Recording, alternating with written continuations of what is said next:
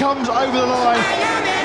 But it's a monumental, a massive victory in Mandalika. Cue absolute delirium inside the factory, the Catty garage. He can handle the pressure, can he? He's the first rider to win a dry Grand Prix from off the front 4 rows for 17 years. But that is a trophy that will take pride of place for Pecco Bagnaia from 13th to victory, the ride of a world champion.